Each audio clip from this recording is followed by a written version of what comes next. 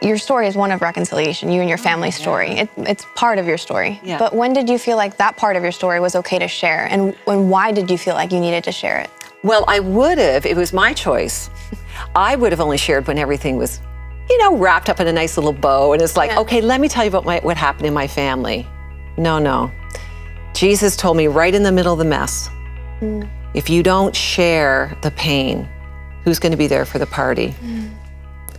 And I was actually going into my home church, which is a tough place to go, where I grew up as that little girl. And I was speaking on storms. They gave me, would you come and speak on storms? I'm like, oh yeah, I don't know anything about that, right? Oh. I was in the storm. Yeah.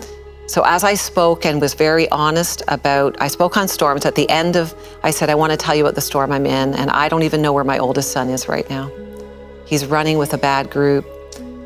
And I just said, would you pray for me? And of this group of probably 200 women in this room, this little old lady who was my Sunday school teacher way back, she was probably in her 80s at that time, and she stood up and she said, I will pray. And the room was just silent. And then one by one, people just started to stand in the room.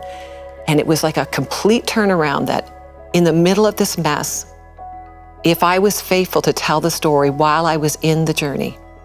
Now, that doesn't mean you share every detail. Right. But you share the honest truth about the pain you're in. Then the body of Christ, this family, they gather around, they come into pain. And by the way, everyone's carrying pain. And then you learn that you carry that pain together and you carry it to the throne room of God in prayer. Yeah. And he takes those prayers, and the more prayer, more power, Yeah. So I was traveling Canada, and I just started, every time I spoke, I would just say, would you pray for my family? And I just saw the mercy of God I'm sure it was thousands. We have no idea.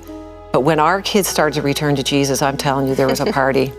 And so many people got to participate in that party and say, yay, God. Yeah. Because I was willing in the middle of the mess. I think too often we hold back and we wait for, I'll tell you when. Yeah. It's a little bit more acceptable. I feel a little bit presentable, Yeah. No, you just be real with whatever God's teaching you, and appropriately so, Yeah. share your pain.